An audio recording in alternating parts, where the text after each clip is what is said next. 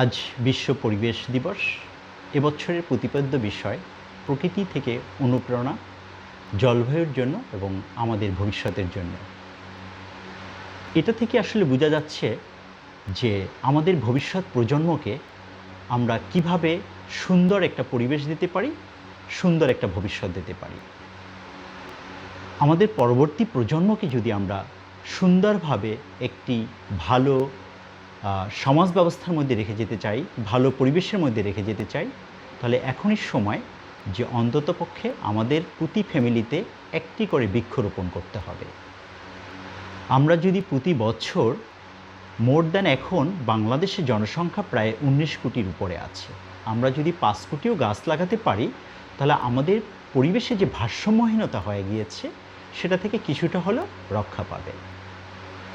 শুধু যে আমরা গাছ লাগিয়ে থেমে থাকবো তা না, আমাদেরকে অবশ্যই পরিবেশে যে বিপর্যয় হচ্ছে সেই বিপর্যয় বিষয়গুলো আমাদের পরবর্তী যে প্রজন্ম আছে তাদেরকে সচেতন হতে হবে, আমাদের নিজেদের সচেতন হতে হবে এবং পরবর্তী প্রজন্মদেরকে সচেতন করতে হবে। সেই লক্ষ্য উদ্দেশ্যে আমাদের স্কুল, কলেজ, মসজিদ, মাদ্রাসা, মন্দির সব জায়গায় বোঝাতে হবে যে পরিবেশের বিপর্যয় হলে কিভাবে এই পরিবেশের বিপর্যয়ের হাত থেকে আমরা রক্ষা পেতে পারি। সেই জন্য আমাদেরকে বেশি বেশি গাছ রোপণ করতে হবে।